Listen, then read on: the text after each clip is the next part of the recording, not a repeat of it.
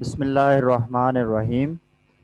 بیٹا آج اردو کی کلاس میں جو ہم پڑھنے جا رہے ہیں وہ سبق ہے ایک آپ کی کتاب کا، قومی ہمدردی۔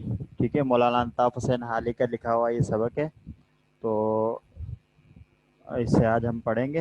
یہ آپ کے سامنے اس کا ٹائٹل موجود ہے، ولادت 1837، وفات 1914 عیسوی۔ ٹھیک ہے، تو ہم اس کا مطالعہ کرتے ہیں۔ دیکھیں بیٹا، سب سے پہلے مصنف کا تعارف آپ کے سامنے لکھا ہوا آ رہا ہے۔ الطاف حسین نام، حالی تخلص اور شمس العلماء خطاب تھا۔ والد کا نام خواجہ عزت بخش انصاری تھا۔ پانی پت میں پیدا ہوئے۔ آپ نے پہلے قرآن پاک حفظ کیا، پھر فارسی اور عربی کی تعلیم پائی۔ 17 برس کی عمر میں شادی ہو گئی، پھر آپ دہلی چلے گئے۔ وہاں مرزا غالب اور نواب مصطفیٰ خان شیفتہ کی صحبت میسر آئی۔ اس کے بعد لاہور آ گئے اور پنجاب بک ڈپو میں ملازمت اختیار کر لی۔ وہاں انہوں نے کتب کے اردو تراجم پر نظر ثانی اور درستی کا کام کیا۔ اس کام سے حالی کو انگریزی زبان اور اس کے ادب سے آگاہی حاصل ہوئی۔ یہیں انہوں نے مولانا محمد حسین آزاد کے ساتھ مل کر موضوعاتی مشاعروں کی بنیاد ڈالی، جن میں شاعر مختلف موضوعات پر نظمیں لکھ کر لایا کرتے تھے۔ انہی مشاعروں میں حالی نے برکھا رت، رحم و انصاف، حب وطن اور امید کے عنوان سے نظمیں پڑھیں۔ حالی نے سر سید کی تحریک پر اپنا مشہور مسدس مد و جزر اسلام بھی لکھا، جو مسدس حالی کے نام سے مشہور ہوا۔ حیات سعدی، مقدمہ شعر و شاعری، یادگار غالب اور حیات جاوید حالی کی اہم نثری تصانیف ہیں۔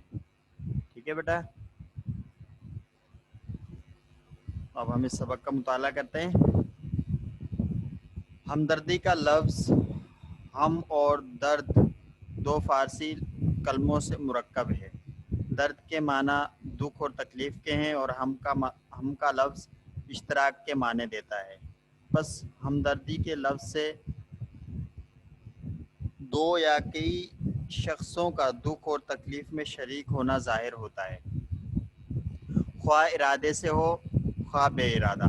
مگر آج کل کے استعمال میں ہمدردی سے وہ شرکت مراد لی جاتی ہے جو ارادے سے کی جائے۔ مثلا ایک شخص بیمار ہے اور دوسرا رحم یا محبت سے اس کی دوا دارو کرتا ہے تو دوسرے کو پہلے کا ہمدرد کہیں گے۔ ٹھیک ہے بیٹا، کوئی بھی سوال ہو تو آپ سوال کرتے جائیے۔ اگر یہ بات سچ ہے تو ضرور ماننا پڑے گا کہ تمام انسان ایک دوسرے کی ہمدردی کے ذمہ دار ہیں اور ہر شخص مصیبت کی حالت میں اپنے ہم جنسوں سے مدد لینے کا استحقاق رکھتا ہے، یعنی حق رکھتا ہے۔ کون ہے جو اس بات سے انکار کرے گا کہ بھائی کو بھائی سے ایک تعلق ہے جو ایک کو دوسرے کی ہمدردی پر مجبور کرتا ہے؟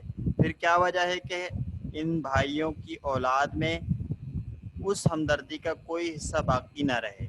بے شک جب تک کہ باپ کے خون کا قطرہ اولاد کی رگ و پے میں باقی ہے، ہمدردی کا رشتہ کبھی منقطع نہیں ہو سکتا۔ رگ و پے میں یعنی روح و جسم کے اندر، پورے سراپا انسان کے وجود کے اندر منقطع نہیں ہو سکتا، یعنی ختم نہیں ہو سکتا۔ ہمدردی حیوانات میں بھی پائی جاتی ہے۔ بچوں کو ایک مدت تک پرورش کرنا، ان کے لیے غذا باہم پہنچانا، تب مقدور ان کو دشمن کے حملے سے بچانا سب جانوروں کی عام خصلت ہے۔ اس کے سوا عام ہمدردی بھی ان میں دیکھی گئی ہے۔ جنگلی بطخوں کا غول جب کسی کھیت میں اترتا ہے اور وہاں کسی طرح کا کھٹکا نہیں پاتا تو سب کے سب ایک صف باندھ کر دانہ چگتے ہیں، مگر ان میں سے ایک ایک بطخ نوبت بنوبت اپنے ہم جنسوں کی چوکسی کرتی ہے اور جب تک پہرا دیتی رہتی ہے ایک دانہ نہیں کھاتی۔ چونٹا جب کہیں اناج کا ذخیرہ پاتا ہے تو کبھی تن پروری نہیں کرتا بلکہ اسی وقت اپنے ہم جنسوں کو خبر دیتا ہے اور تھوڑی سی دیر میں لاکھوں چوٹیوں کو وہاں جمع کر دیتا ہے۔ اسی طرح اور مثالیں بھی پائی جاتی ہیں۔ ٹھیک ہے بیٹا، یہ مثال آپ کو سمجھ میں آ گئی ہوگی۔ جانوروں میں جو ہمدردی کا اور ایک دوسرے کی جو باہمی امداد کا جو مادہ پایا جاتا ہے، جو خصلت پائی جاتی ہے، یہ فقط انسانوں میں ہی نہیں بلکہ جانوروں میں بھی اللہ تعالیٰ نے یہ صفت رکھی ہے، جس کی مثال یہاں پر ایک چیونٹی کی دی اور دوسرا ایک پرندے کی دی ہے، بطخ کی۔ آگے چلتے ہیں ہم، کوئی سوال ہو تو آپ کر سکتے ہیں۔ اس سے دو باتیں ثابت ہوتی ہیں، ایک یہ کہ ہمدردی انسان کی طبیعت میں بھی ضرور رکھی گئی ہے، کیونکہ جو خوبیاں قدرت نے اور حیوانات کو عنایت کی ہیں انسان ان کا زیادہ تر مستحق ہے۔ دوسرا یہ کہ ہمدردی ایک قدرتی خاصیت ہے جو بغیر تعلیم اور اکتساب کے انسانوں کی طبیعت میں خود بخود جوش مارتی ہے، کیونکہ اگر ایسا نہ ہوتا تو حیوانات میں جو عقلی تعلیم سے محروم ہیں اس کا وجود ہرگز نہ پایا جاتا۔ کوئی سوال بیٹا؟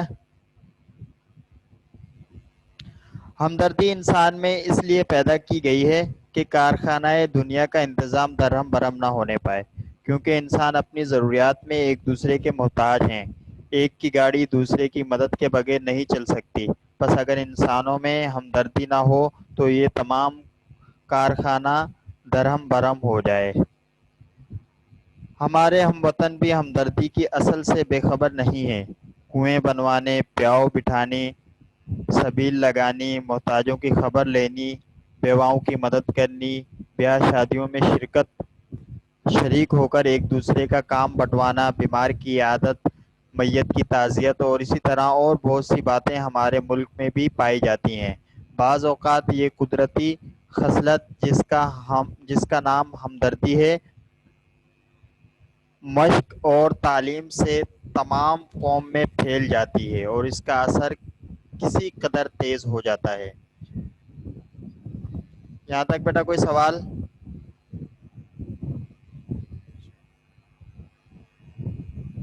میونسپل کمیٹیاں جو سرکار نے جا بجا شہروں اور قصبوں میں قائم کی ہیں، اگر پورا کا پورا اپنا فرض ادا کریں اور جس غرض کے لیے مقرر ہوئی ہیں اسی کو مد نظر رکھیں تو یہ بھی ہمدردی کے اچھے نمونے ہیں۔ زمانہ بھی طرح طرح سے ہم کو ہمدردی کی طرف مائل کر رہا ہے، مذہب بھی ہم کو بہت زور سے ہمدردی کی طرف کھینچتا ہے۔ ہندو مسلمان اگر اپنی مذہبی کتابیں دیکھیں گے تو ان کو ہمدردی کی ترغیب سے مالا مال پائیں گے۔ قوم ایک درخت کی مثال رکھتی ہے جس کی ٹہنیاں اس کے مختلف خاندان ہیں اور اس کے پتے ہر ایک خاندان کے مرد اور عورت۔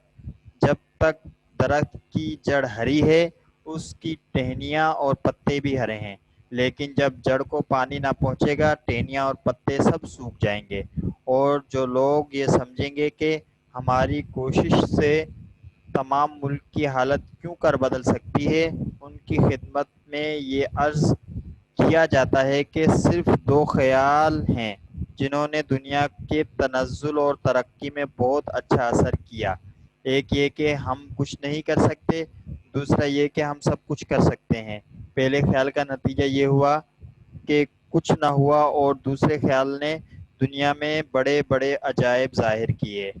بیٹا بات سمجھ میں آئی ہے آپ کو؟ قومی ہمدردی یعنی ہمدردی، ایک دوسرے کا درد محسوس کرنا، ایک دوسرے کے دکھ میں شریک ہونا، ٹھیک ہے؟ اور اس کی انہوں نے مثالیں بھی دی اور اس سے کہ یہ انسانوں ہی میں نہیں بلکہ جانوروں میں بھی پائی جاتی ہے اور اس کے فوائد کیا ہیں اس پر بھی روشنی ڈالی گئی ہے اس سبق میں، ٹھیک ہے؟ آپ کا کوئی سوال ہو اس سے ریلیٹڈ؟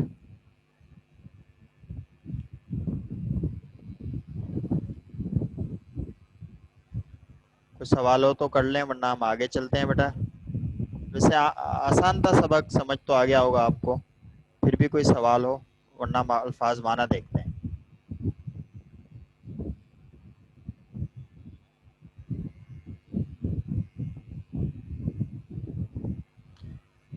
الفاظ اور ان کی معنی دیکھیں بیٹا، وہاں پہ لفظ آیا تھا استحقاق رکھتی ہے یعنی حق رکھتی ہے، چوکسی کرنا۔ جب وہ ذکر آ رہا تھا بطخ کا کہ جب ایک باری باری ایک ایک آ کر چوکسی کرتی ہے یعنی نگرانی کرتی ہے، حفاظت کرتی ہے، دیکھتی ہے کوئی دشمن تو نہیں ہے۔ چوکسی کرنا یعنی حفاظت کرنا، نگرانی کرنا۔ منقطع ہونا ختم ہونا. ترغیب دینا یعنی ابھارنا, آمادہ کرنا کسی کام پر. تابع مقدور یعنی حتی المقدور, جہاں تک استطاعت ہو, جہاں تک طاقت ہو, جتنی ہمت ہو اس کے مطابق کوئی کام کرنا, طاقت کے مطابق کام کرنا. تابع مقدور اسے کہتے ہیں, حتی المقدور بھی کہتے ہیں. تو اس کے بعد لفظ ہے اکتساب. آیا تھا نا کہ یہ جو قومی ہمدردی ہے یہ تعلیم اور اکتساب کے ساتھ وابستہ نہیں ہے, بلکہ یہ طبیعت میں انسان کے رکھی گئی. یعنی اکتساب یعنی کمائی نہیں جاتی, یہ کہیں سے حاصل نہیں کی جاتی, بلکہ یہ اس کی انسان کی فطرت میں شامل ہے, اس کی طبیعت میں شامل ہے. اکتساب کہتے ہیں کمانے کو, ٹھیک ہے, حاصل کرنے کو. اچھا, کھٹکا لفظ آیا تھا کہ جب انہیں کوئی کھٹکا ہوتا ہے یعنی کوئی آہٹ محسوس ہوتی ہے, کوئی ڈر ہوتا ہے, جب کسی چیز کا انہیں اندیشہ ہوتا ہے, خوف ہوتا ہے, تو اسے کہتے ہیں کھٹکا ہونا. تن پروری آرام پسندی, ٹھیک ہے, کہا نا کہ وہ ایک چونٹی جب اناج دیکھتی ہے تو تن پروری نہیں کرتی, بلکہ اسے فوراً دوسروں کو بتاتی ہے تن پروری کرنا. سمجھ میں آ گیا بیٹا؟ اچھا, کچھ الفاظ ہیں ان کی جمع دی ہوئی ہے یہاں پر, ٹھیک ہے. شریک ایک لفظ آیا ہے, شرکا, جیسے عربی قاعدے سے ہے یہ, جیسے عالم سے علماء ہوتا ہے, اسی طرح شریک سے شرکا, ٹھیک ہے. اسی طرح ایک لفظ آیا تھا مصیبت, اس کی جمع مصائب ہے. خصلت خصائل, ٹھیک ہے. تکلیف تکالیف, خاصیت خاصیات, حاجت حوائج.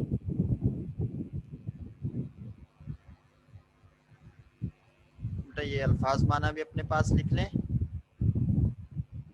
ہاں نوٹ کر لیں اپنے پاس. اور اسی طرح یہ واحد جمع بھی اپنے پاس لکھ لیجئے. اس کے بعد ہم ایک اور چیز دیکھتے ہیں آج, جو آپ کی کتاب میں بھی موجود ہے, یہاں پر بھی ہم نے آپ کے سامنے اسے لکھا ہے. جملہ اسمیہ اور جملہ فعلیہ, ٹھیک ہے, کیا ہوتا ہے اور ان دونوں کی پہچان کیا ہے. ایسا جملہ جس میں کوئی خبر ہو جملہ اسمیہ کہلاتا ہے, کیونکہ اس میں کسی اسم یا ضمیر کی خبر ہوتی ہے, ٹھیک ہے. جس میں کوئی خبر ہو, جس میں کسی شخص سے متعلق کوئی خبر دی جا رہی ہوتی ہے, ٹھیک ہے, وہ کہلاتا ہے جملہ اسمیہ. اور وہ جملہ جس میں کسی اسم کا کام بتایا جا رہا ہو وہ جملہ فعلیہ کہلاتا ہے. فعل کہتے ہیں کام کو, اسم کہتے ہیں نام کو, ٹھیک ہے. جس میں کسی اسم کا کام بتایا جا رہا ہو, فعل بتایا جا رہا ہو, وہ جملہ فعلیہ ہے. جس میں کسی اسم سے متعلق کوئی خبر دی جا رہی ہے وہ جملہ اسمیہ ہے. جیسے مثال کے طور پہ 4 مثالیں آپ کے سامنے موجود ہیں. راشد بیمار ہے, ٹھیک ہے, تو راشد سے متعلق, راشد کے متعلق یہ بتایا جا رہا ہے کہ وہ بیمار ہے, تو ٹھیک ہے, یہ کون سا جملہ ہوا؟ جملہ اسمیہ, ٹھیک ہے. اور اسی طرح حمید لکھ رہا ہے, تو اس میں اس کا کام بتایا جا رہا ہے کہ وہ کچھ کر رہا ہے, اور وہ کام کیا ہے؟ لکھنا ہے, ٹھیک ہے. لکھ رہا تھا. طلال دیکھ رہا ہے, تو اس میں طلال کا ایک کام بتایا جا رہا ہے, تو یہ جملہ فعلیہ ہے. درمیان والے دونوں جملہ فعلیہ ہیں, ٹھیک ہے. اور اسی طرح آخر میں ہے حمزہ سویا ہوا ہے, یہ کون سا جملہ ہے؟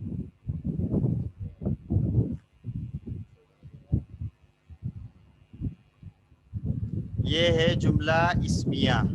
حمزہ سے متعلق, حمزہ کے بارے میں یہ بتایا جا رہا ہے کہ وہ سویا ہوا ہے, ٹھیک ہے, تو یہ جملہ اسمیہ ہے. اب آپ نے بیٹا اپنی کتاب میں سے, اس سبق میں سے کم از کم 10 جملے, جس میں 5 جملہ اسمیہ 5 جملہ خبریہ آپ نے لکھنے ہیں, ٹھیک ہے.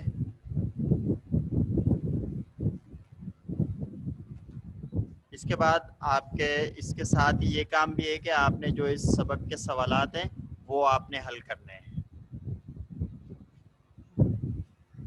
ٹھیک ہے بیٹا. آپ کو بات سمجھ میں آ گئی؟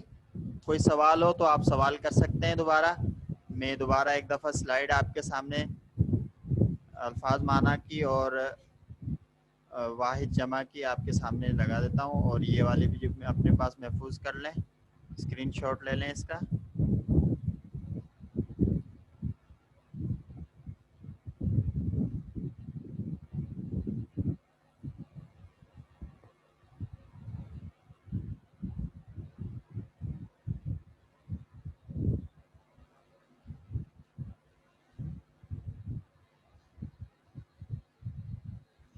کوئی سوال ہو تو بیٹا سوال کر لیں آپ.